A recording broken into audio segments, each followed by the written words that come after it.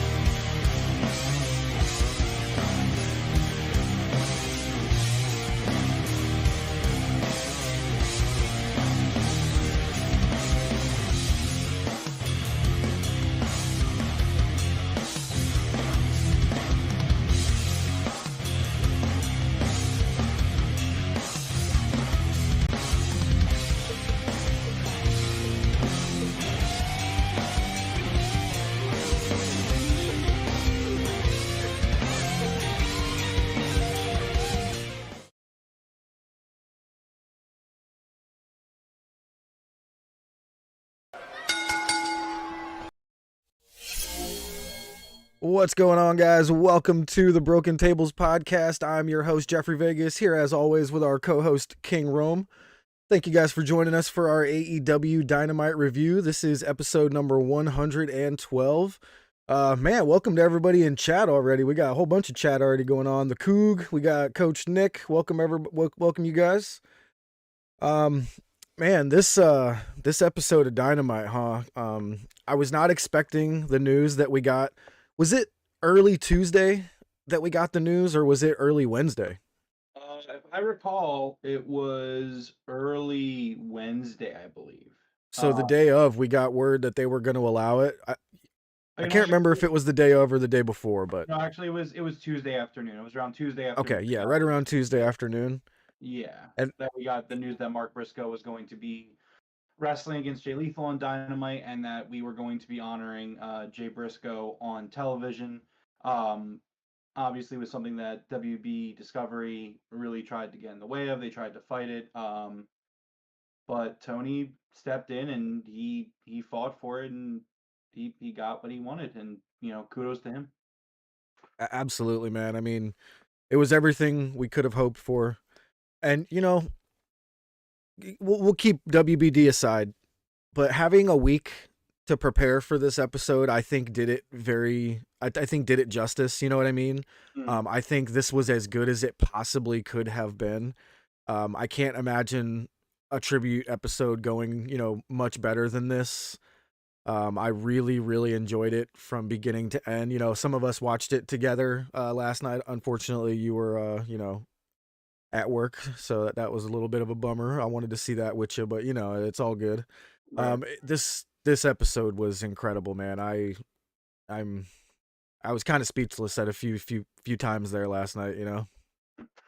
Yeah, it was an excellent episode of Dynamite that I was able to catch this morning. A lot of good stuff that went down, and obviously we'll talk about the Mark Briscoe match, but it was it was a super well done night by Tony and the company, and you can't ask for much more. Yeah, absolutely. All right, so let's go ahead and get started with our review here.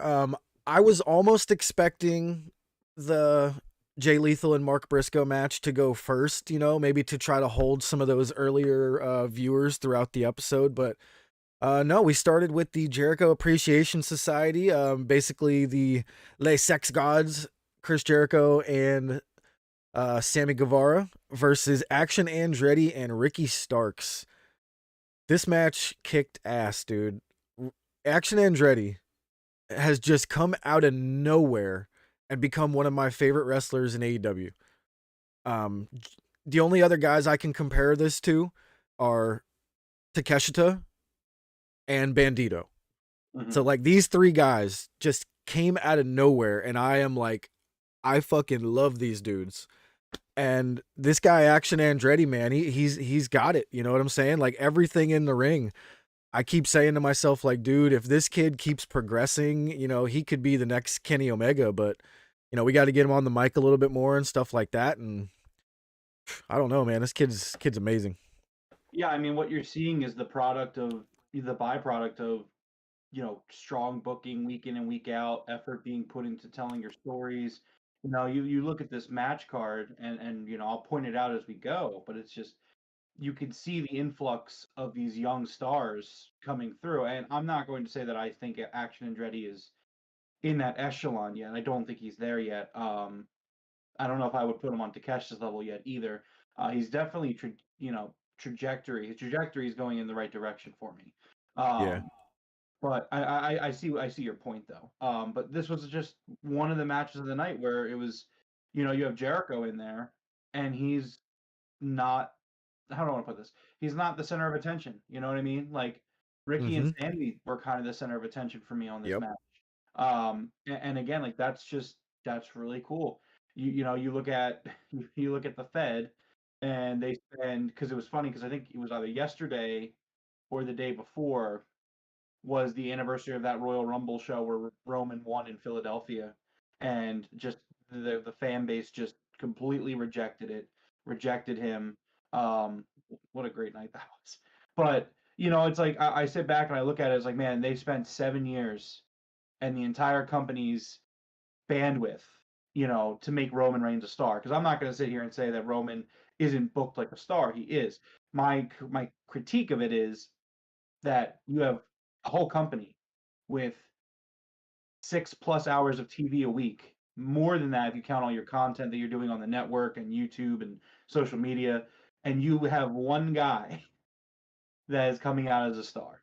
It's like that's a problem. That's laughable to me. So to see, guys like Ricky Starks, guys like Sammy Guevara, who like, God, you want to hate Sammy, but he's so friggin' talented. Like just watching this match, it's like you like you can boo him, you can hate him, but you see it during this match where the perception of Sammy to the crowd, like you suck, Sammy, and then he does something really cool. He's like, oh, you still suck, and then he does something else crazy later in the match, and like they're just like, this is awesome, holy shit. Um, but it's just Yeah. There was a spot where Ricky Starks was doing his rope walk where he walks across the top rope and he does his little shimmy that he does. mm, And Sammy came out of nowhere and hit that diamond cutter off the ropes. The crowd was chanting, holy shit, holy shit. And then they realized they were like, wait, we're cheering for Sammy. And it was like, you still suck. You still suck. yeah, but then a little later on, they turned on it again, where they were just like, holy shit, this is freaking awesome. Like he's killing it. And Natasha says, when AEW first started, I was skeptical of Tony's booking since he's basically a rookie in the wrestling business, but he has proven me wrong time and time again. I think when it comes down to it, eh, the fact that he was a rookie, it almost helped because he's coming at it from a different mindset. He's coming at it from a place of like, he grew up watching wrestling like all of us. And so he takes that passion, he takes that love of wrestling. Just it's a pure love of wrestling. It's not I've been in the business for 30, 40 years, my dad was in the business, so I need to be in the business or like, stuff like that. No, like Tony Khan never needed to even touch wrestling in a professional standpoint. You know Yeah. what I mean? Like he owns a soccer club and his dad and him own the Jags and I'm sure he has other monies elsewhere that's making him money. He never needed to do it, but he did it, and you see it. You see it in this first match. You see it throughout this night. It was excellent. Yeah. Hey, welcome, Natasha. Hello. I missed your first comment there of hello. The Coug was saying his offensive moveset is heavily lucha high flying inspired for Action Andretti. Yeah, that's got to be the reason I like him so much, man. I think all three of the guys I named have the kind of the same thing going on there. So yeah, that would make some sense. The Coug says I was sold the night of the first AEW Dynamite in October 2019, the Riho versus Nyla match for the inaugural women's title hooked you. Yeah, man. I got Riho and Nyla Rose right here. I was hooked at All In. I really was. And Mm-hmm. it was one of those things where I was like, I really hope that this turns into something from here. And it did. And, all the puzzle pieces fell into place. And here we are. Tony Khan has proven so many people wrong so many times. I've never doubted him, but I have to say, every time that I've thought about doubting him, he's impressed the hell out of me. Just absolutely impressed the hell out of me. Yeah, I'll never forget sitting there that first night after All In, during All In. I was sitting there with my friend, and we are just watching it, and I just turned to him, and pun completely intended. But I was just like, I'm all in. Yeah, absolutely. Yep, yep. I remember saying that over and over again. I was like, I'm so in on this. I'm so all in. I'm just all in. But yeah. Yeah, so this match kicked ass. Like you said earlier, I loved how Jericho kind of stayed out of it a little bit. This was very focused on Sammy and Andretti and Starks. Um, Unfortunately for Andretti, at one point, Aubrey had her back turned. She was checking on Sammy, and Garcia jumps up on the ring apron with Floyd and absolutely annihilates Action Andretti with the baseball bat. Drops him down, and he hits the go to hell, right? That's what he calls it. Sammy hits the GTH. Yeah, the GT. Yeah, he calls it the GTH. And pins Action Andretti. So Sammy gets the pin and the win. You know, Jericho did not put himself as the focus of this match at all. Like, I keep hearing all these people on Twitter being like, oh, every time Jericho puts over somebody, he goes on and has like 3-4 more matches and then puts himself over. And I'm like, what are you watching? When? Tell me when he did that. Show me. They're not actually watching. They're not. Yeah, I'm like, you're not watching. You know, there was one spot in this match that I really enjoyed. It was my favorite Jericho spot.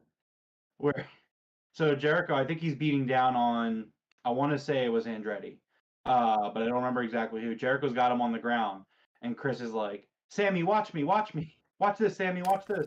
And Sammy's like, I'm watching. And it's like a kid and like a parent, like, Mom, watch me, I'm about to do a backflip or something. And she's like, He's yeah, like, I'm I'm watching, I'm watching. watching. But so that was awesome. That was just great.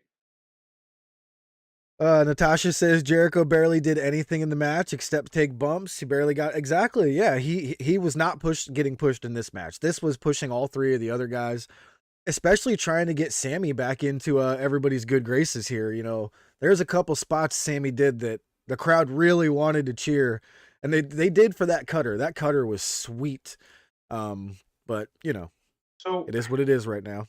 So I had a random thought during this match, and I wanted to get your take on it and see what you think about it. So I'm sitting there watching this match, and I don't remember what happened, but something was said on commentary, and it was something about Sammy and Chris. I think it was the fact that they had been best friends since episode 1 of Dynamite. Like Okay, their friendship was a constant. Like they are like one of the, they are one of the true mainstays of AEW in terms of like staying together is Chris and Sammy. And my thought was like Sammy's going to be Chris's last opponent, like his last in-ring opponent when the day comes, right? that That seems like that's the logical conclusion, right? 100%. Yeah. Yeah, I was It's not even like I didn't even think you were going to disagree necessarily, but I was just sitting there like, huh? Like I just kind of thought about it. I was like, I could see that happening. I could see that being Chris's last match. It makes perfect sense. Like as soon as you said it, I was like, wow, good call. Yeah. I would actually be surprised if that's not what happened, to be honest with you. Yeah. All right, so Sammy gets the 1-2-3. You know, like I said, kudos to Jericho. I don't know what everybody's talking about him putting himself over, but whatever. Show me the receipts. Next up, I think I was talking to Natasha in chat, and I was not expecting to see, looking up, the first thing I saw was I had missed about 5 to 10 seconds of an amazing video package for Jay Briscoe. I looked up and the first thing I saw was his daughter, man. And it hit me hard. Like, and you know, being live, I tried as hard as I could not to like well up and start crying right there, you know, and think I did a pretty good job. I don't remember any tears at this point, but man, this video package, I went back and watched it again after the live stream last night, and oof, it got me, man. That was a very well done, well put together video package for Jay right there. Yeah, I mean, I completely agree. It was a really beautiful video. And I mean, I want to talk about it more towards the end of the show to kind of end the show. Yeah, But I mean, again, kudos to Tony for making it happen. I mean, it doesn't happen without him. absolutely. Think I wrote down here, extremely amazing package, and I wrote thank you, Tony. I actually wrote that down. That was the first time you lost it last night. Yeah, that was the first time for me too, or at least I wanted to. I can't remember if I actually did. I'll go watch back again. But next up, we got an absolute banger of a TNT Championship match: Darby Allin versus Buddy Matthews. Holy shit! Is it Matthews or Murphy now? I don't even remember anymore. Buddy Matthews. It is good. I thought I had it wrong. This match was incredible. Darby, I love how everyone in chat kept saying the human pinball. That's just like the greatest way to describe Darby. You know what I mean? Like when he does his tope suicida or whatever he calls his, that's exactly what it looks like. He just bounces off of people or bounces off of the barricade or off the floor. It's insane to watch this kid. Yeah, I mean, so I mean, again, this is just another example of what I was talking about earlier, where it's just Darby comes out, and he looks like a star. Um, I mean, obviously, Buddy also looks great, but I mean, I'm talking about like the homegrown AEW guys, where it's just like Darby comes out there, and you just look at Darby, you look at his presentation, you look at him, you look at his character, you look at the in ring product he puts on, and it's just like this is just another guy in this is just another young guy on their roster who's got years ahead of him, and it's just like, I mean, you would hope he does, but the way he's going right now with just throwing himself around, I don't know how long he's got. I mean, that's definitely a fair point, but I mean, we're gonna assume the best for now. I mean, some people are just able to handle injury different than others. I mean, you look at Yeah, Jeff Hardy. I mean, Jeff Hardy. I mean, if Jeff Hardy could not get into trouble outside the ring, he'd still be jumping off of ladders today. true. Very So true. it's like I'm not super concerned about Darby. I think some people are just able to protect themselves. He's a smaller guy, which ends up making him a little bit less injury prone, if that makes sense. Because That's exactly where I was about to go. His size definitely helps his style. Like if you were a big guy trying to do this, you would have broken something by now. Your weight would have worked against you. yeah, So I think that's what it is. His weight definitely works for him oh with yeah, the way he just throws himself around. it's kind of like on the Eagles. They got Devontae Smith, the wide receiver, and this guy is he's a very small guy. They call him the Slim Reaper. Yeah. Um, but this guy gets fucking decked sometimes. Like it's Oh my god. crazy. And then you know what happens? He just pops Yeah. up, gives the ref the ball, back to the huddle. Some dudes are just made from a different cloth, man. Yeah. Punch me in the nose and I'm like, I'm done. I'm done. Go away. Leave me alone. Yeah. All right, so yeah, this match was awesome. I really, really enjoyed the finish of this one, where Buddy Matthews was slumped over the middle rope for the coffin drop. That was a really cool. I don't think I've seen them do that one yet, but my God, man, Buddy Matthews is incredible. This dude. When are we getting this match with Kenny Omega, man? Are we gonna have to go through the trios thing first? You think we're gonna get some singles before we get the title match with the trios, or what? I would assume so. I think it's part of the trios feud that we'll get at some point. But I mean, it's going to be a great match. There's a lot of really, really good money matches there in that trios feud. I mean, you got Yeah, Kenny and Malachi, you got Kenny and Buddy, you got the Bucks versus the Kings of the Black Throne. Like, there's a lot of good money matches there that you can do. And I think they're definitely. all going to be great. I also wanted to point out during this match, some nice things about the presentation tonight. I mean, obviously, we've seen the upgrade in the presentation the last few weeks, but leading into matches, coming back from breaks, there was a lot more kind of like camera pans from like the outer part of the arena in. I thought that last night was a really awesome job with like just the presentation. I noticed it earlier in the first match, but I also saw it especially coming back from the first break of this match. So I kind of wanted to point that out. Um, I just thought the camera work in general was pretty good tonight. Last night, Yeah, I'd sorry. have to agree with you on that. I would definitely agree. So yeah, this was great. Darby hits the coffin drop while Buddy is slumped over the middle rope. Looked absolutely brutal. Gets the 1, 2, 3. Um, I love every single Darby match. It's kind of like a Bryan Danielson match. It's very hard for it to be bad. I don't think I've seen any bad matches from Darby. Um, they're all great. So can't wait to see who's next on Darby's list here. He's got four defenses already under his belt since he grabbed this thing from Joe, huh? Yeah, well, we do have his next opponent lined up, but we'll talk about that later. All right. Next up, we had a really nice video package of Adam Cole doing a little bit of training montage. Oh, go ahead. You missed the post-match stuff. Oh, go ahead. Okay, so post-match, and I actually have a critique here. So we have Tony Schiavone comes out to talk to Darby, and number He's one, standing over his dead body, essentially. yeah. So like I put that in my notes. And I was like, they should have went to commercial here because Darby's trying to sell the match with Buddy, which is awesome. Great job, Darby. Right. But so like Shivani gets in the ring and Darby is just still on the ground. Like he's not like even like up on his feet. He's not even in the process of rising up. He is still on the ground. And Shivani's like, all right, I'm going now. I'm starting my promo. All right, so Darby Allin, how you doing? How you doing, bud? And I'm just like, what? Like, This would have been the equivalent of Joe Rogan interviewing someone who was like unconscious on the ground in a UFC ring.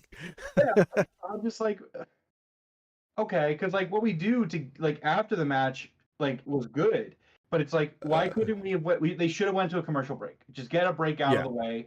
Just like so here's what you should have done. Darby wins and have Excalibur say immediately following this break we are going to hear from Darby Allin who just retained his TNT championship. Stick with us here on AEW Dynamite on TBS.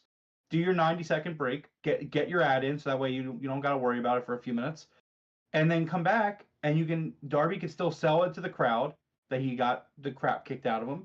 And then you can have Tony Schiavone have a conversation with a on his feet Darby Allin.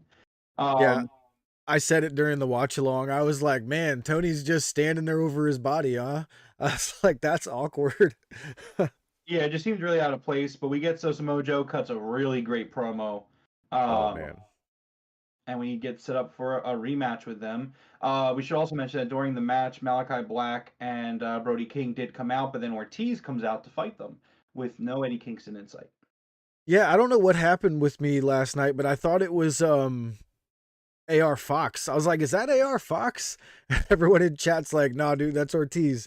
And I think it was the outfit. It's that same beige color shirt or whatever that he was wearing, but I don't know why I thought that was AR Fox. I was like, okay. All right. So then next up, we did have the very good video package for Adam Cole's return. It was him kind of training in the ring, doing a little bit of this, a little bit of that. Not sure when exactly he's coming back, but they kind of did hint at Revolution. You know, he's like, I'm not sure when I'm coming back, but it'll be sometime soon. And then they showed the banner of Revolution. So more than likely, that's where we'll see Adam Cole's return. Next up, we had Matt Hardy and Ethan Page versus the Jungle Hook. And man, this was awesome. I mean, Jungle Hook, I do hope this is the last time they're together because it is wearing a little thin with the two guys, but I thought it was great. I thought it was very good here. What do you think? I mean, I wouldn't say wearing thin. I don't want them to overdo it, but I wouldn't say it was wearing thin at all. I think, again, here we are, the next match. Same thing I've said every match to this point. You know, you got Jungle Hook, and just the way Hook comes out, and the way Hook looks, and the way Jack Perry comes out, the way he looks, and just the way these guys carry themselves in the ring, the way these guys have been booked, the way these guys have been allowed for their characters to grow over the years. It's just a really awesome thing to see. Um, like I just put in my notes. Every time I see Jack Perry, every time I see Hook, every time I see Ricky Starks, these guys, Darby, I just write in my notes, fucking stars. Like they're just all like it's insane to me. And they're not even Yeah. we're not even in their primes yet. Like we're not even there yet. Like these guys are still on the young side for the most part. You know what I mean? Yeah. These guys haven't broken through their like to the next level yet. And they're getting there. Like they're just awesome right now. That being said, on the other side of things, I just continuously love the firm storyline that we're telling here with Stokely and Isaiah and Matt and Ethan Page. And again, it's just this storyline with the firm is exactly the way that Dark Elevation should be handled. Tell a story on Elevation, let it go for weeks or however long you want to tell your story on Elevation. Make it so Elevation is a show worth watching outside of a few decent matches. And then what you do is you can make Dynamite feel more important because you have these matches. You could have Elevation rivalry matches pay off on Dynamite or Rampage. You know what I mean? The way a Dynamite or Rampage feud would pay off at a pay-per-view, maybe you can have Dark Elevation feuds pay off here. And we're not done with the storyline yet, but the fact that the storyline is now bleeding on to regular television, I just think it's really awesome. It's been a fun story to tell, and it's on TV now, which is great. Yeah, I 100% agree with you. I like how the dark storylines are bleeding on to TV. So like if people are complaining about like, oh, where's the story behind this? It's like it's right there for you free on YouTube every Monday, every Tuesday. Just sometimes it's 45 minutes of your time, sometimes it's an hour and a half. It's fantastic. Go watch it. You know what I'm saying? Like Right, and I would say at the very least, right? Like at least skim it. Yeah. Like I understand you don't want to sit there and watch every single enhancement match. I don't watch every single enhancement match myself. Like most weeks I do watch the whole show, but other weeks I get it. There's wrestling on. Even if you're just watching AEW, you're looking at 4 days of wrestling, maybe 5 on a pay-per-view. Like I get it. At least skim it. At least skim it. YouTube has a great feature that I'm not sure everybody knows about, but on your arrow keys on your keyboard. So if you click the screen and press play, your arrow keys skip you 5 seconds forward or backwards. So if you're like, okay, this is boring, you can just be like 5, 5, 5, 5, like 5 seconds ahead of time until you get to the next segment. You know what I mean? I really like the way that YouTube does that. Yeah. But just watch it. Just watch it. Yeah. But this was a great match. I really enjoyed how there was some really good chemistry actually between Jungle Boy and Hook, saving each other. Hook was about to take a big choke slam on the outside, and Jungle Boy, hit a tope, helped him out there. The finish was really good too. So we got Jungle Boy hooking Ethan Page into the snare trap, and as Matt Hardy was kinda reaching for the tag, Hook comes over and sweeps his feet out from under him on the apron, and Ethan Page winds up tapping out. This was a good finish here. And I think I agree with Natasha. 1 or 2 more Jungle Hook matches, and then only the occasional save down the line for good point there. Hook versus Jungle Boy. Oh my. Yeah, I thought about that last night too. Again, like these are 2 guys that you don't need to have them cross paths all the time, but just have them do it every once in a while, and then eventually, when one of them is a world champion, or when one of them is trying to get to the number 1 contendership, then you can have these guys go at it. And again, like there is something really special about specifically Hook and Jack Perry. I don't know, I don't know exactly what it. I mean, I guess it's just good chemistry. I don't know, but it's kind of like Darby and Sammy. It's like those guys have chemistry with each other. There's something special. There's a spark there, and I see that with Hook and Jack Perry. It's just there. Yeah, absolutely. I see it too. You're absolutely right. All right, so Jungle Hook pick up the win, and this was great. You know what I mean? This was just another high quality match for tonight's Dynamite. So this was fantastic. And then we get to this segment here. The Acclaimed and Billy Gunn with the Gun Club in Family Therapy. I don't know if I was expecting so much more, but I thought this was the first segment ever involving the Acclaimed that I would label as terrible. I thought it was just bad. So I wouldn't go as far to say terrible. I didn't like it. I do agree with you that I didn't like it. I wasn't sure what it was supposed to be. Yeah. But I also wasn't sure if they knew what the segment was supposed to be, because I went into it expecting something silly, something funny. Number one, it is kind of weird for Billy to want to mend the bridge with the Guns with his sons. Like, I understand they're his sons, but you do the breakup, and again, like we talked about this a few weeks ago, or maybe it was last week, where I was just, I'm not sure why we're doing this feud again. I don't know why we're revisiting it this soon. Because the story feels like, I feel like these guys haven't been apart for very long. Like Billy and the Guns, like I really don't feel like it's been that long. Maybe it's been a few months at this point. Maybe the Swerve in Our Glory storyline like lasted longer than I'm Yeah. like remembering. But I mean, when was it? Like August, I guess. So I guess it's like 4 months. I guess it's been a while. But it just feels really soon for Billy to be like, why are we all fighting? We need to get back together. We need to figure out our problems.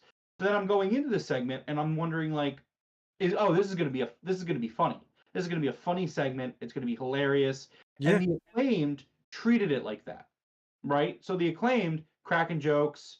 Did I write any of them in? The Acclaimed did make me laugh. What was the spot? So the Guns, they start out like somewhat sincere, and then it cuts to Bowens, and Bowens is like, "You guys are the biggest pieces of shit," Yeah. and they That say was that, like and the I'm only dying. thing. I'm Yeah. like, okay, here we go. Like this is going to be a comedic promo. Like it's family therapy, and it's just going to be like them all like, it's going to be the ass boys whining, and it's going to be the Acclaimed cracking jokes, and Billy's going to like scissor me daddy or whatever, and but it wasn't that. It was just like Billy's like, I'm frustrated. The Guns, like, the Guns actually did a really nice job here with what they were saying. Like they were, I love the line from Colton where he's like, "Our faults as sons is your failure as a father," and I was like, "Fuck, Yeah. that's." I think Coog nailed that in chat where I think that's a quote from the Gladiator. I understand if it's a quote from something, but it was still really well. It was well timed and it was well Yeah. delivered. It was a well delivered line, but it's just like I just feel like this segment didn't like I just didn't know what the segment was supposed to be. I felt like it lacked direction, I guess. Um, and there's a little bit of something to it. I mean, I was going to bring it up later, but Fightful had some notes about Dynamite last night, and one of it was with the Mark Briscoe change. So I'm just going to run through this real quick. Yeah, go for it. Prior to Tuesday, it didn't look like the tribute of Mark Briscoe's match was happening, but AEW moved many things around to make it a reality. Ian Riccaboni was booked for the show Tuesday night and flew in just hours before the show. Darby Allin versus Buddy Matthews was originally scheduled for the main event. It had to get moved, and it was also trimmed in order to help make room for the Mark Briscoe versus Jay Lethal match. The Guns / Acclaimed video was also longer and was trimmed down to make up some time. One source told Fightful that it was impressive how they were able to provide Mark and Jay as much time as they needed without compromising anything else that was advertised. Those that Fightful spoke to were very happy with the show. Also, might as well mention this stuff now. Kenny Omega wanted to be there, but he's been battling visa issues. FTR already had been scheduled to be backstage, and they were. Dalton Castle sat ringside for the Mark Briscoe match. So this video got cut down. So like it's hard to see kind of what the final vision might have been, but the way it comes off, it was just very, it just felt like it lacked a lot of direction for me. Yeah, I mean, like, for me, the room that they were doing it in was just this absolutely bare white room. Just, I don't know if that took away from any sort of emotion that was supposed to be involved in this. Max Caster looked like he had COVID. Like, did you notice Max either looked like he had just woken up from like a 12-hour nap or he looked sick? I don't know what was going on there. It was just, I don't know. It just felt like they threw everybody in a room real quick, and I don't know who the lady was, but I think it would have been nice if they had like hired some sort of like a real actress maybe that plays a psychiatrist somewhere to kind of guide everybody, maybe. No, I didn't have a problem with her, and I didn't have a problem with the setting either. For me, again, it just comes down to the direction. I just felt like there was no direction here. Like you had the Guns acting serious. You had the Acclaimed acting funny. You had Billy kind of in the middle acting frustrated, but I don't know why he's frustrated. He knows why they split up. He knows why they don't get along. Um, And I think Natasha says it pretty well. Is like they could have just cut it and just said that the Guns refused to show up, and that be the end of it. Yeah, that would have been better. Yeah, I mean, it wasn't it. I like it's weird because I didn't have a problem with anyone in the segment. It was a direction. Like there was Did no they direction. trim the Darby match? I felt like that match went plenty long enough. No, the Fightful report said that they trimmed the Darby match. The Darby match and this video got trimmed. Really? I felt like Darby and Buddy went just fine for me. Well, Okay. fine, they said that Buddy and Darby was supposed to be the main event, so when they shifted it, like it probably that makes was sense. Be like That 20 makes minutes sense. as opposed to like 15 minutes. That makes sense. All right, next up we had Brian Cage versus Bryan Danielson. And I just wrote like one giant word on this. I wrote amazing. Again, Bryan Danielson is handing someone their best match ever in AEW, possibly of their career. I can't really speak on Brian Cage. I know he's had some really good matches over in Impact, but I didn't watch any of them. So this was definitely his best match that I have ever seen. Dude, this streak of Bryan Danielson just giving everyone, just handing out their best match. You know what I mean? It's pretty unbelievable. I mean, yeah, he's the greatest wrestler of all time. Yeah. He's He like, just here, is. the best match of your career for you. Here for you. You know what, Here Matt? for you. So if I could fantasy book a show, right? Do you know what match I would have as my main event? Like honestly, completely serious. Like if I could just fantasy book, maybe not the main event, but it would be on the card. I would have a three-way dance. Bryan Danielson versus Kenny Omega versus Will Ospreay. Like Oh, that would like if you gave me like infinite money, I could sign anybody that I want. That match is on my card. It's probably my main event. I would also sign CM Punk to my card and have him wrestle the Young Bucks with a dude, with a third partner. that sounds disgusting. Oh my God. Disgustingly good, maybe. Yeah, that would be so good. Oh my God. That's a match that I would pay an exorbitant amount of money to see. Is Kenny Omega versus Bryan Danielson versus Yeah, Will like Ospreay. remember back in the day when pay-per-views were, I think they still are, like $69.99 or $79.99 for UFC. I would happily pay that for that. Oh my God. Bryan Danielson is Oprah confirmed. You get your best match. You get your best match. Yeah, but so I thought this was a great match. I mean, obviously, Prince Nana also, always killing it. We're in the money. Brian Cage killed it too. Coog's like, holy crap, yeah, man. Like, that's a match I want to see. Like, Jeff, can we get you don't have it ready, but like, I need you to have the Tony Khan book it GIF ready to go, where it's like he's sitting at the bar with the Orange Cassidy thing, where he's like, book it, do I it. got the next best thing, the let's fucking go. Yeah, that's the match. If I had the money and I started AEW, like that's my main event right there. My main event. Do it. I was just gonna say Bryan Danielson versus Kenny Omega again. You know what I mean? Like, gimme. But to add Will Ospreay in there, oh my God. Because I'm a mark, I'll even do you one better. Make it a four-way dance and throw my guy Orange Cassidy in there. There you go. Book it. Book it. Tony Khan, Forbidden Man. Door. The ball's in your court. Do it. You have everybody there. Just do it. Like, just no excuses. Just do it. Wow. So there was a spot in this where I believe Brian Cage saved Bryan Danielson's life. So Bryan Danielson was going to do his walk up the turnbuckle backflip, and Cage caught him upside down in midair, right? Mm-hmm. Well, the way that it looked to me was that Danielson didn't propel himself far enough, and Cage had to step forward a good 2 feet in order to catch him. And if he didn't catch him, he was landing flat on top of his head. But they made that spot look absolutely incredible. The strength that it takes to just catch another human being out of midair and make it look easy. I mean, there's very few guys that can do stuff like that. You know, Claudio, Cage, probably Powerhouse Hobbs. You know, there's not many guys that can just do that. No. I also want to point out that I'm glad that MJF is back on track. Absolutely. The way he comes out after this match and just the way the way he's carrying himself around the ring, and just, he's a demon, he's the devil, and it's just the MJF cracking joke stuff only goes so far, but to kind of get him back in this like really serious role, like it's just the way to do it.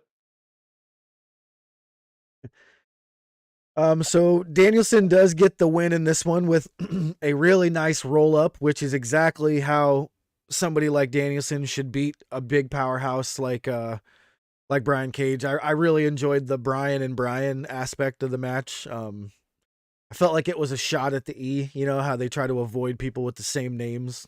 Ridiculous. But great match. Immediately Brian Cage just, he wants that payday from MJF. And he starts targeting that arm, which he already targeted a bunch throughout the match. MJF comes down to the ring with a chair and directs Brian Cage to use the chair up against they use it up against the ring post first. They wrap his arm in the chair and smash it into the ring post. And then they go to do the old Brian Pillman. They try to Pillmanize him, but we get one of my favorite wrestlers in AEW at the moment.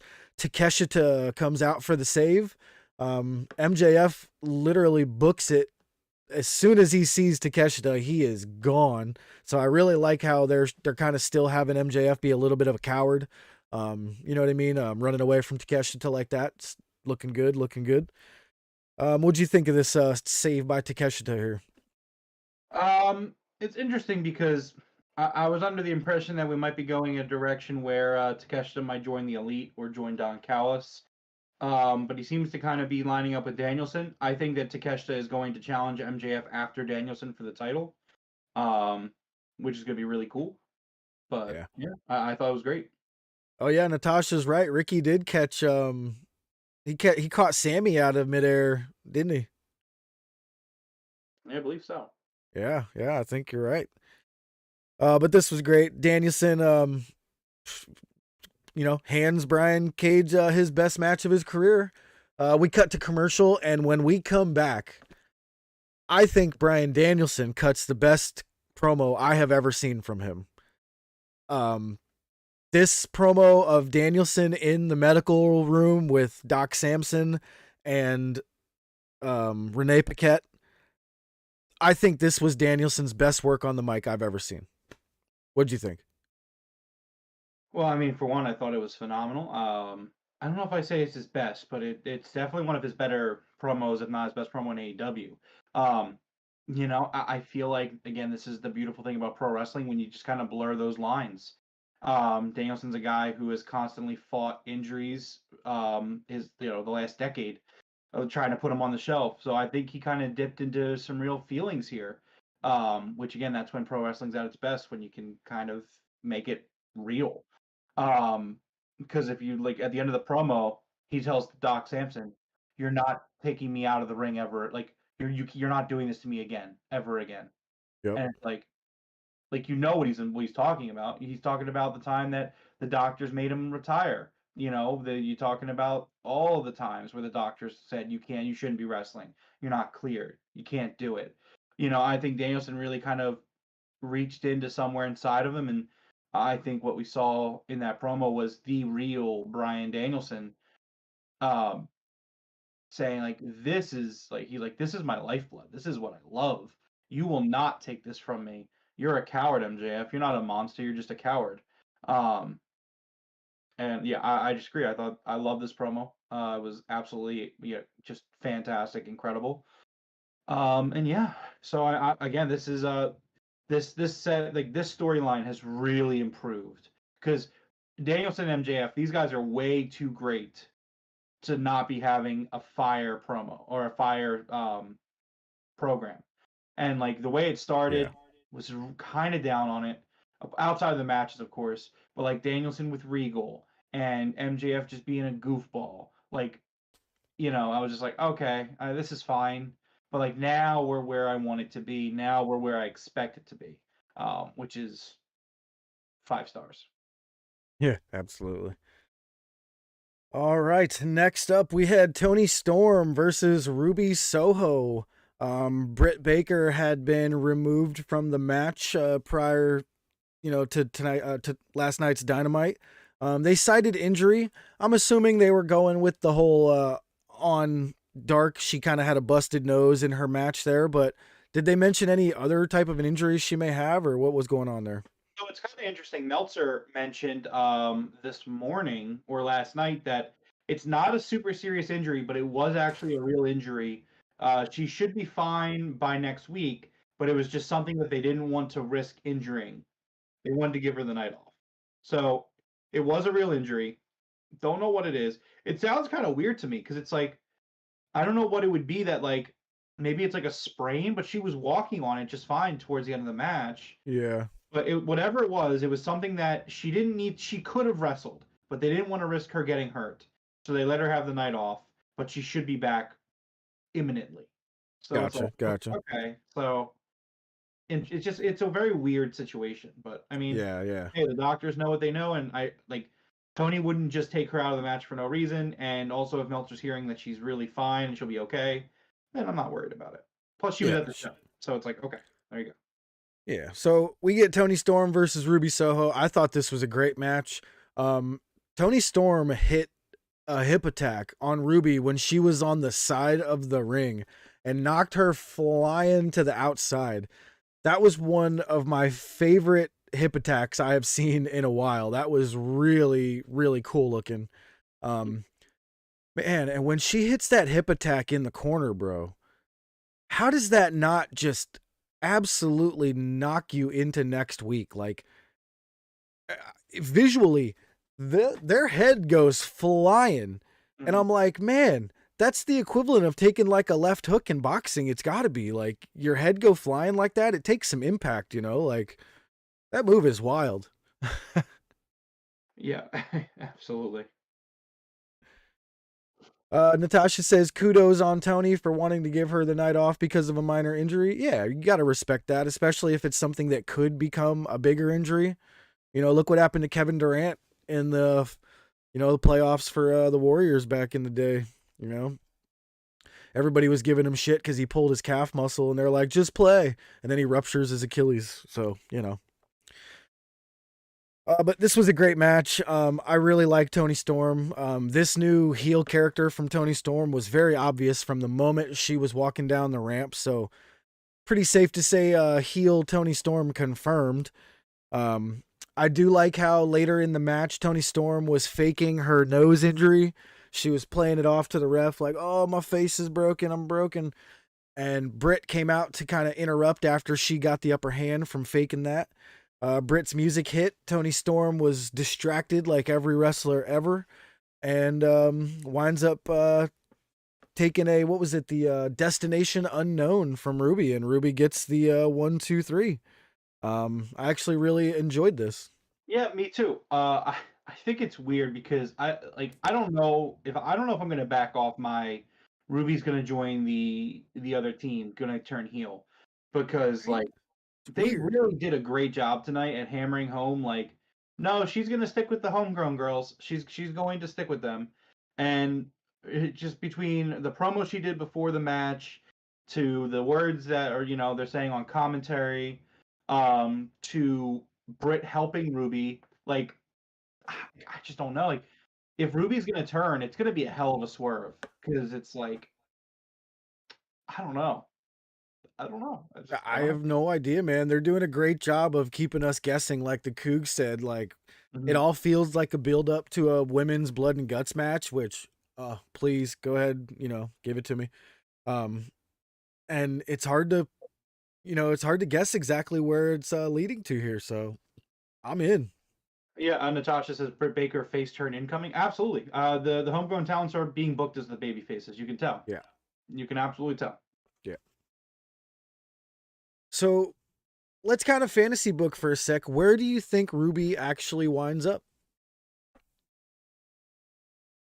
It I depends think on she who won. they have lined up for the five, right? Because so again, we can reestablish that Saraya, Tony Storm, um, shoot, I'm having a brain fart. Let's say Ruby doesn't join. Athena. See, I just think Ruby joining makes sense. It I think it's does a good. because they need two more. They need two more, and I don't. I'm not saying the other one. I'm not saying the other name.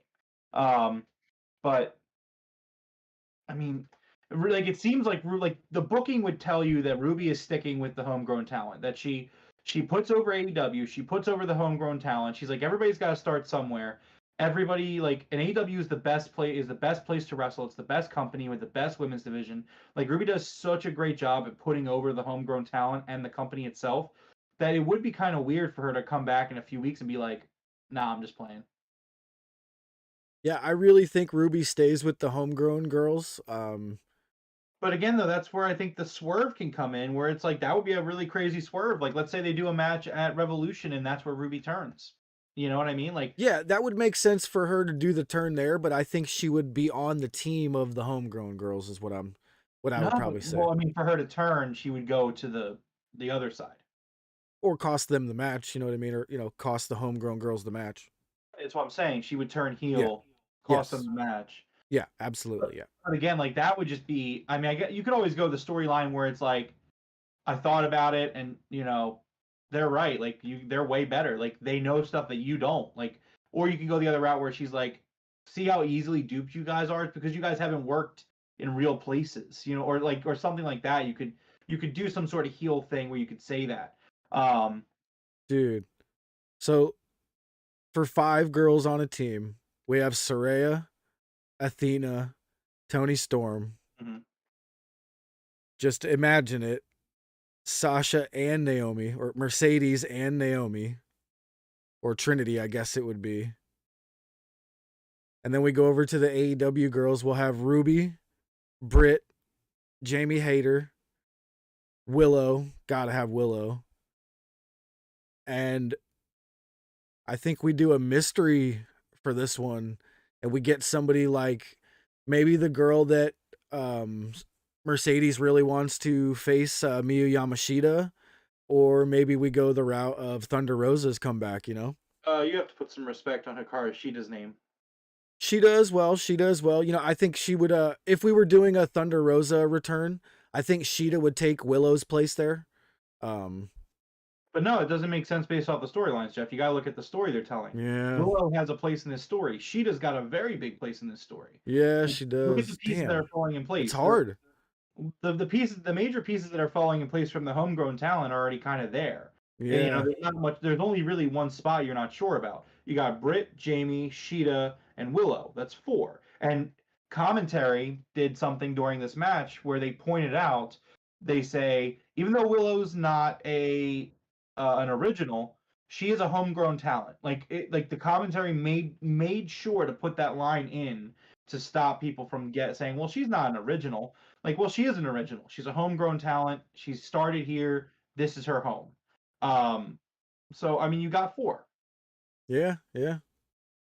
Damn. And I think Natasha's right. I think Naomi's returning at the Royal Rumble. I don't know, man. Didn't you see that picture I posted from Instagram of Naomi looking all fine in her new shortcut hair, and the person down below that said liked it says Jade Cargill? She's just doing some work, man. I don't know. I don't think They've been at basketball games together. Oh, I'll be so disappointed if she shows back up over there. No, she's gonna So go back. Her disappointed. husband works there. Ah.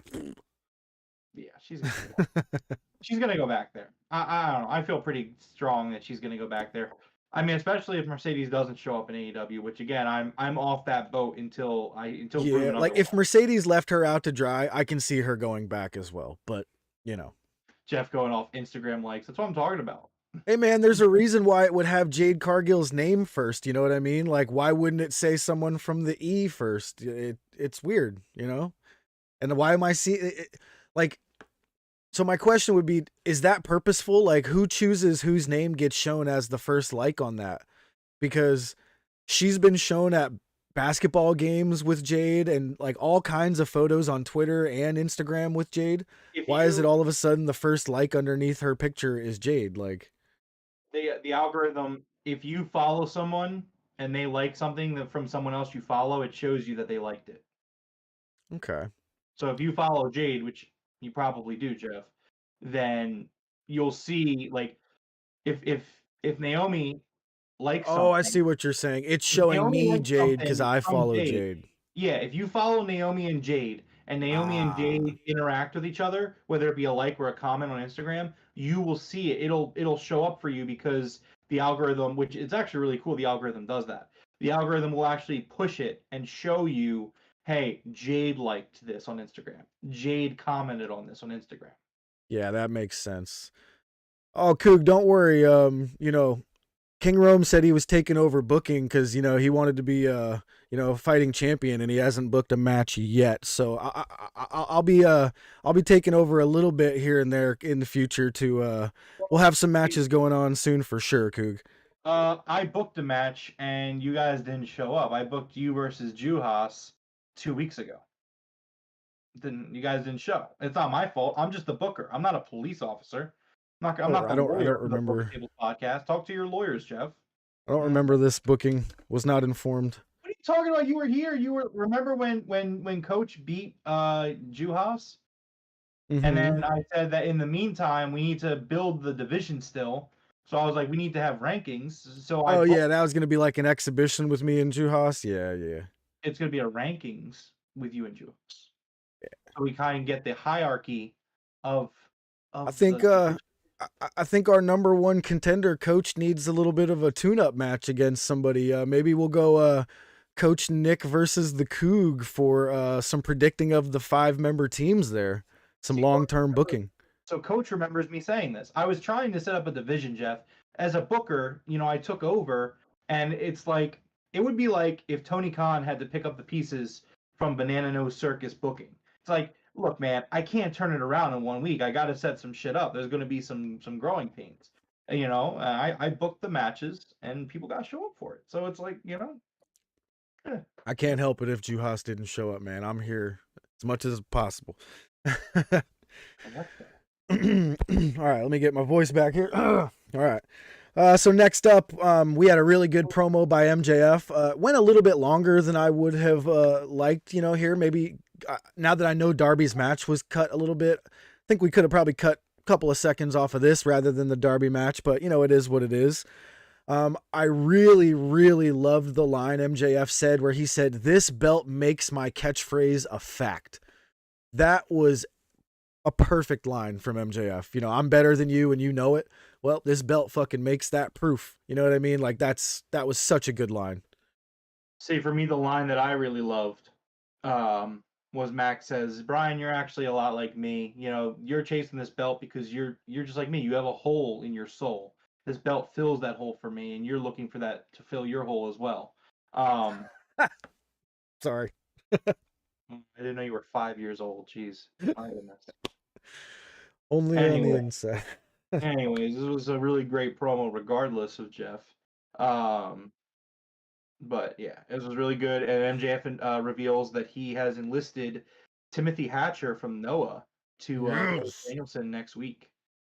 Dude, I don't know if you know Timothy Thatcher from NXT, but he is from the time when I was actually watching. He was tag teamed up with Tommaso Ciampa. This dude is brutal. He is like a tall version of Bryan Danielson. He just twists everybody up into all kinds of different submissions and all kind. Oh man, I can't wait for this match. My apologies. Natasha says Jeff's not 5, he's 12. 12 sounds about right. Yeah. But yeah, I can't wait for Timothy Thatcher, man. I was so happy when I saw that video package when he said roll the video clip. Oh. Yeah, man. The Danielson march continues. Yeah, absolutely. All right, next up, we had a quick video package for Jamie Hayter versus Emi Sakura. I know you guys in chat are going to love this one. Emi Sakura is very popular here in the chat. I love Emi Sakura in singles matches. So this is going to be good for me. I like this. Not too big of a fan of hers when she's in those trios matches. I don't know what it is, but just something about it. I can't put my finger on it yet. Well, one of these days I'll figure it out. But this was good. Sorry, go ahead. No, I was just saying this was good. Jamie Hayter wants to face, basically we all know she's kind of the trainer in the back there of some of the Japanese girls and some of the other girls in AEW. Yeah, So, Brian Alvarez tweeted that apparently this match between Jamie and Emmy is a very stiff, hard-hitting match. ooh, So nice. we're in for a good one. I can imagine, over in Japan, those girls beat the tar out of each other. So there we go. And next up was our main event. Jay Lethal versus Mark Briscoe, requested by both men to Tony Khan. Tony Khan went to Warner Brothers Discovery and said, "Listen, we want to do this match." They said, "No, sorry, not happening." And he said, "Listen, this shit's happening, whether you want it to or not." I don't know if that's how it really went. I'm just kind of in my head fantasy booking this. He says, "This is happening whether you want it to or not. I hope you enjoy the show." And I love Tony Khan. We've said this so many times, we love this guy. He has never ever let us down. Almost ever. You know what I mean? Like I can't come up with a time where he's let me down ever. I'm just so grateful that for whatever happened, grateful that they caved. I'm actually glad for the week that we got in between. Mark had some time. I don't think Mark could have done this last Wednesday. You know what I mean? I really doubt either of these guys could have had a match last Wednesday. So I think the week actually helped this match tremendously. And I loved every minute of this, man. From the moment Jay Lethal came out for his entrance, basically already in tears, every minute of this was just fantastic. Yeah, it was super well done. It was awesome to see Mark and Jay go out there and have that match. Like you said, just the love and attention that's put into it.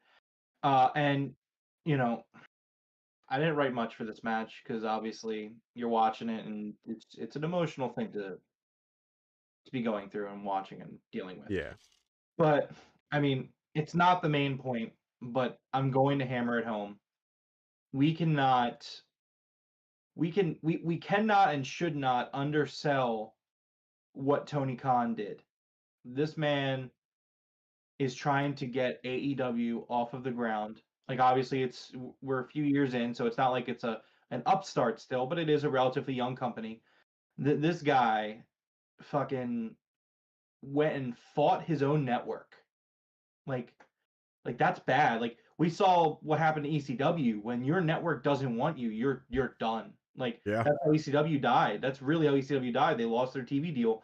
USA didn't want them anymore. They put them on like Friday nights at like 1 a.m. and they were as soon as WWE's contract was up, they signed them and they dropped ECW. And that's how ECW died. And it's like I don't know if it was USA. I forget. I think it was TSN or it was somebody, whoever it was. The point is that like fighting against your network or not being on good terms with your network, like it doesn't matter how successful you are. And we've seen Warner Brothers Discovery is very willing to drop or cut anything, anything. Like just look at it since the merger. That all of the movies they've canceled, all the shows they've canceled, they've pulled popular stuff off HBO Max for God knows what reason.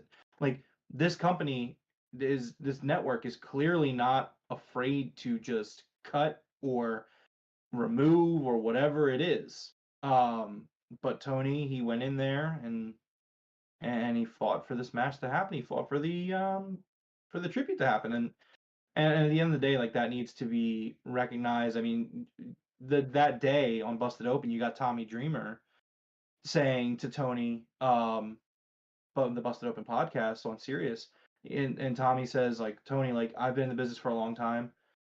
Nobody I've ever worked for is like you, has cared like you do. And like I think Tommy was like, he's like he got to the point where he was crying. He's just like, I can't talk anymore. I'm crying. Um, and it's just like when you have a guy like Tommy Dreamer who's been in the business longer than I've been alive for the most part, like give or take a few years, that's and he's gonna say something about about someone, Tony Khan in this case, like nah, man, like that's like all the bad faith Tony Khan hate. Like I don't care if you don't watch AEW. I don't care if you only watch WWE and you think it's the greatest thing in the entire world.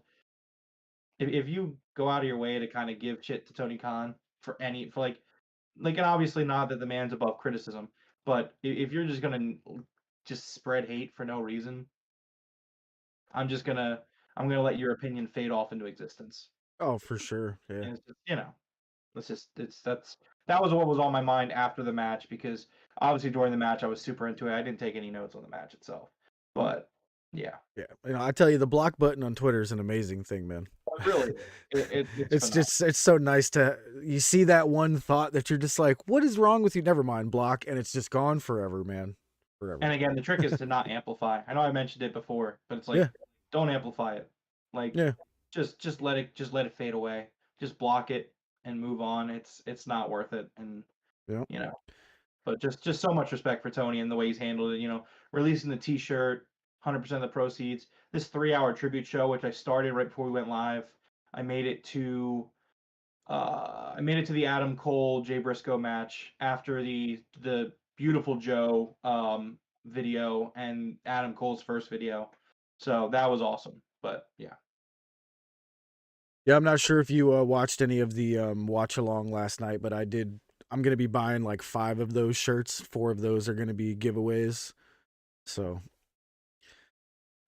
all right. So this match, I mean, when Jay Lethal came out, he was obviously fighting back tears in the ring, and that's where I lost it right there. I couldn't hold back. You know what I mean? He was trying, that was where I started crying.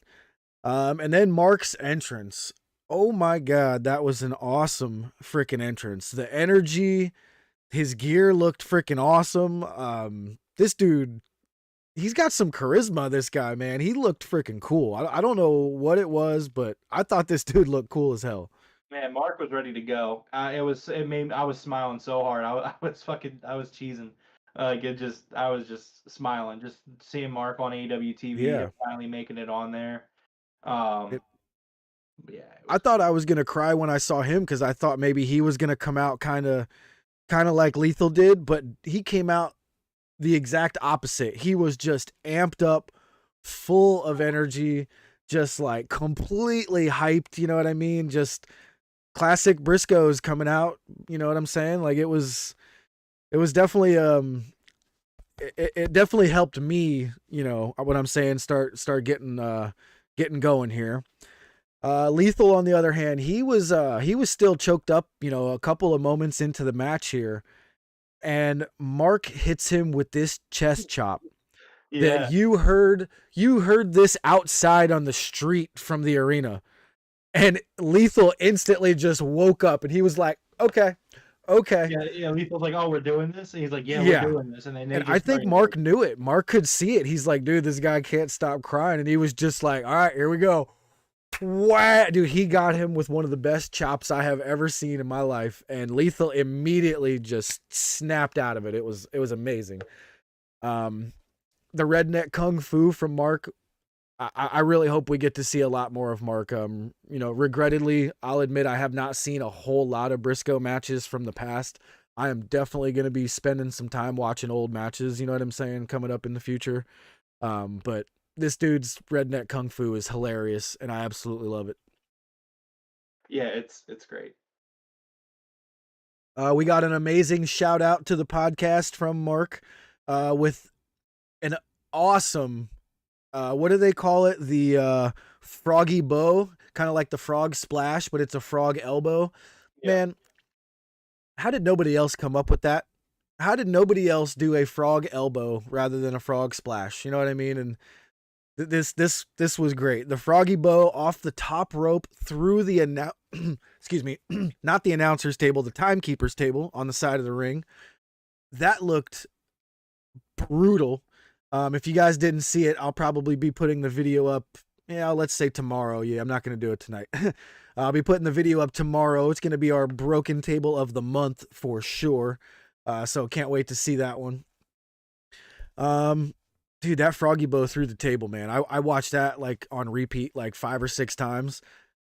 The table it looks like it comes up and smashes Mark straight in the face when he hits the elbow, but he looked fine. Gets him back in the ring.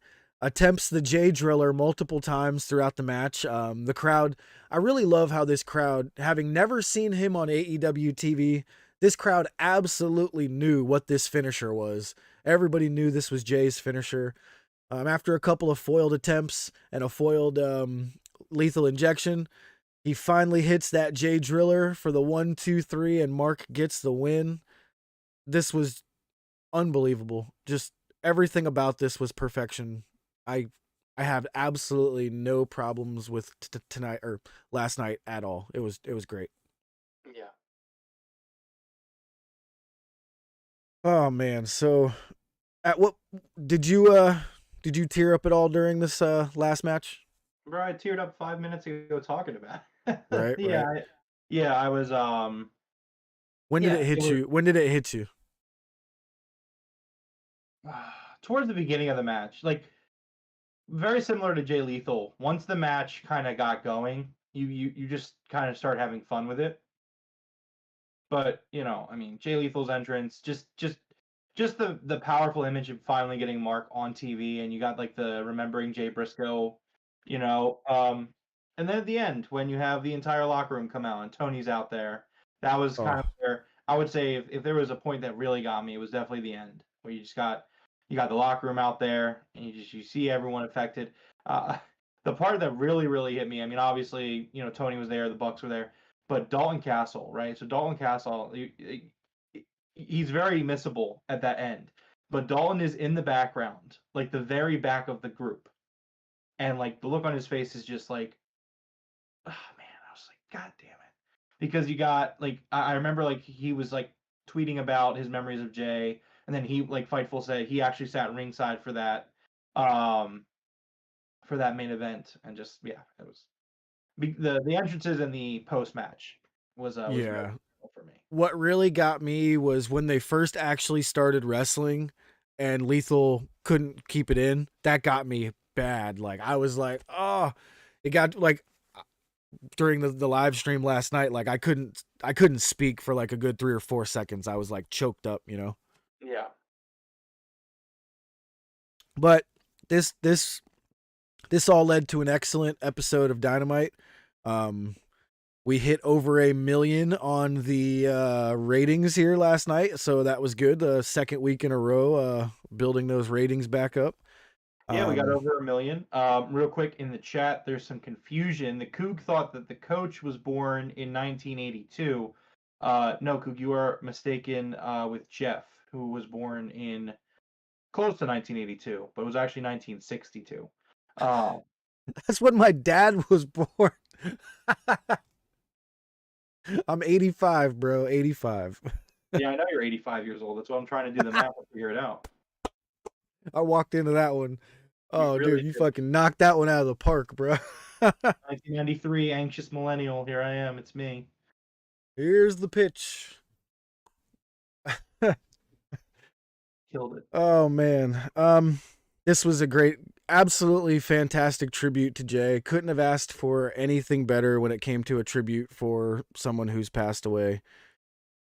You got anything else that you wanted to add for this one tonight? No, I pretty much got everything. I do have the card for next week though. Excellent. Go ahead, right ahead. You gonna start with Rampage? Yep. So on Rampage, first of all, I want this match so badly. I'm so excited to watch it. Hangman Adam Page versus Wheeler Yuta. Powerhouse Hobbs will be in action. And Jamie Hayter will face Emi Sakura. So only 3 things announced for Rampage, which makes me wonder how long these matches are gonna go. Because Jamie versus Emi Sakura could go 20 minutes easy. I think Hangman versus Wheeler Yuta could go 20 minutes easy. Oh yeah. But anyway, so for Dynamite, we have Hangman Adam Page versus John Moxley. So they're going to be in Ohio next week. I can't believe they're doing this match next week. That's True. just crazy. That's crazy to me. I swore that we were going to have like a stipulation match at Revolution, but I guess not. I guess we'll see what happens. Bryan Danielson versus Timothy Thatcher.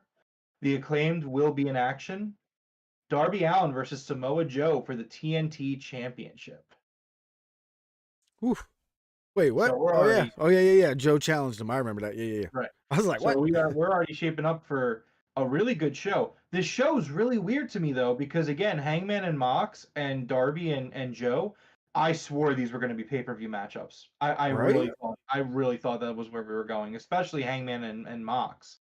Are we gonna get one of our first episodes of Dynamite with like multiple swerves on it? I mean, we've had episodes with swerves before. We'll see. I don't know, but so that's what we got so far. Okay. I I'm kind of torn on the whole Darby versus Joe for the TNT championship thing. I'm like, Joe, if you want him to put his title up, you got to put yours up. You know, I want it to be like, no, I know what you're saying. Like, I don't really think Darby should be that, but it's just weird that he's still, I don't know. I'm just reaching. I don't know. Oh wow, I just got like a memory unlocked here in the chat.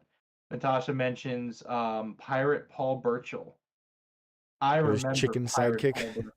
I actually really enjoyed Pirate Paul Burchill. That was a really interesting. That was a neat gimmick. I mean, what year was that? That was like 2006, 7.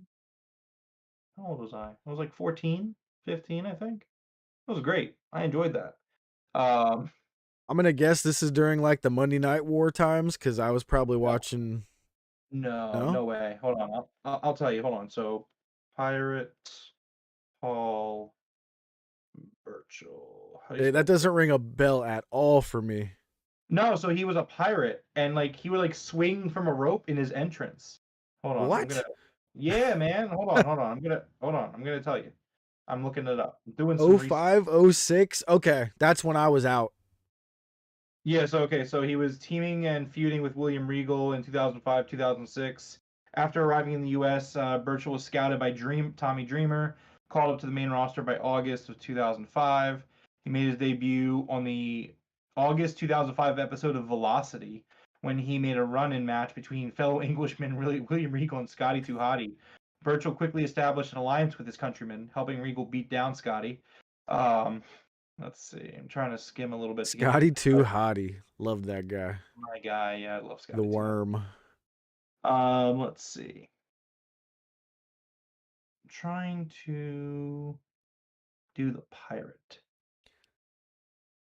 Yeah, but that's when I was no longer watching. After they bought WCW, I was out for a while. I think I Oh, went back in like 2011. so here you go, Jeff. So here we'll get you up to speed. On SmackDown on February 3rd, 2006, Burchill and Regal told SmackDown Network representative Palmer Cannon they no longer wanted to be a tag team, so they could go their separate ways. During this discussion, Burchill informed Cannon that his family heritage traces back to the pirate Blackbeard, and he wanted to do a pirate gimmick on SmackDown. He followed through on this promise the following week when he appeared backstage dressed as a pirate, with a look similar to that of Johnny Depp's character from Pirates of the Caribbean. Regal tried to convince Burchill to return to his former ruthless gimmick, while Burchill refused, cementing him as a fan favorite. Burchill had, was he a fan favorite? I mean, I enjoyed his stuff, but I wouldn't go that far.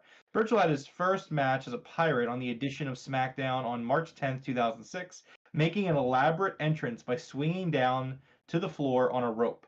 Burchill defeated Regal using the C4, which was renamed Walking the Plank to suit the gimmick. After Regal continued to persuade Burchill to return to his former gimmick, the two were booked in a match where the loser would be forced to wear the winner's choice of clothing. Burchill won, forcing Regal to dress at his whim until Burchill lost another match. Initially, dressing him up as a buxom wench, and later, so Regal was dressed up as a wench, and later in various costumes, such as a chicken suit and a gorilla suit, even. Eventually, he made Regal dress up like a buccaneer to tag with him against Gemini on April 21st. Burchill ended up abandoning Regal during the match, which led to Gemini picking up the victory. So William Regal didn't have to wear the costumes anymore. In early June, Pirate William Regal, I forgot about that. In early June, Burchill's popular pirate gimmick came to an end when Mark Henry, who was going on a storyline rampage, defeated Burchill and then assaulted him afterwards, resulting in him being stretchered off SmackDown. Going on a storyline rampage. And that, my friends, is the story of Pirate Paul Burchill. I gotta check him out. I'm gonna see if there's any clips of Pirate Paul tonight before I go to sleep. Jeff, can you pull one up for the chat? Let's pull up Pirate Just pull up Pirate Paul Burchill entrance or something like that. I can't, man. Last time I played anything from the E, they copyright struck us. So Could it be the audio, or you can't even do the video? it was the video. The audio was changed. All right. Yeah, they ain't playing around over there. They Can can you go at least fuck pull off. up an image? Can you do an image, like just a picture? Of Oh Paul? yeah, I could do an image. Yeah. Let's show the chat. Yeah, here, Let's let me show, look up Pirate Paul 1 sec. Let's show everyone what Natasha and I are talking. To the Kooks, I can't believe And it it's was manual, 2023. dude. Somebody literally from the E searched our freaking podcast. They watched it until they saw that, and then they flagged it. It was a manual copyright strike. Well, hopefully they like the video at least. Podcast. I wish you could both put in a time machine, send you back to the U.S. territory days before the birth of WWF. You guys are tailor made for that. Oh, thanks. Oh, dude, this guy looks awesome. Where are they now? Pirate Paul. Yeah, no, I mean, I wish Coog, the only regret I really have for my age and as a wrestling fan is I wish I was older to be there for the heyday of ECW. I would have been down at the arena every week. Like, How do I get this crap I out would of have been here? there. I would have been there every single freaking week for ECW. I was too young. I couldn't go to any of the shows. I was too young. I was like 5, 6. There he is. Pirate Paul Burchill. Oh yeah, man.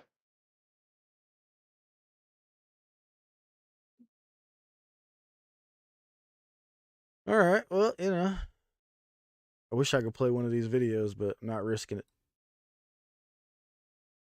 Let's see. Now I want to see William Regal go with the Pirates. I forgot what that looked like. I'm gonna Google it. Let's see if they have a picture. They have a picture of him and Regal with the bosom. I remember the wench one. I do remember that. That was funny. I don't remember the pirate one though, where he dressed as a pirate. I don't see it anywhere. It was only one night, so I can't seem to get that. Yeah, I don't see him with Regal either. But yeah, it was a good look for Burchill. I was super into the gimmick just because of how good it looked. Like he looked really good in it. Yeah, he actually does look pretty good in it, and it doesn't look like it's trying to rip off Jack Sparrow. I think people thought that because of the goatee. Yeah, I mean, pirates had goatees. Yeah, but keep in mind, Jeff. This was like a year. This was like a few years after Pirates of the Caribbean. Pirates was big at that point. Johnny Depp was like killing it at that point. All right, man. I think that's gonna do it for tonight. You want to go ahead and close us out? Yeah, absolutely. Well, this has been episode 112 of the Broken Tables podcast. Thank you to everyone hanging out with us in the chat tonight. Thank you to Natasha, the Coog, the coach, and everyone else. Please hit that like button on your way out. Really appreciate it. If you're hanging out with us and you're not subscribed, please subscribe. That would mean the world to us. We go live usually following every single AEW Dynamite Rampage. So Wednesday night, Friday nights, we go live before and after pay-per-views. We also have our video game podcast, the Game Room Podcast. Really fun. Coog saying ECW was like church for hardcore fans. Yeah, man, I really missed that. But yeah, you can follow us on our social medias in the description below. Thank you to everyone who's listening to us on all of our podcast networks, whether it be Google Podcasts, Amazon Music, Anchor, or any of the others. I think we're on Spotify too, right, Jeff? Yeah, Spotify. Yeah. But yeah, once again, thank you guys for hanging out with us. We will see you guys tomorrow night for our Rampage post show. Till then, see you guys then. Right on. Well, thank you guys for joining us. And as always, top guys, out.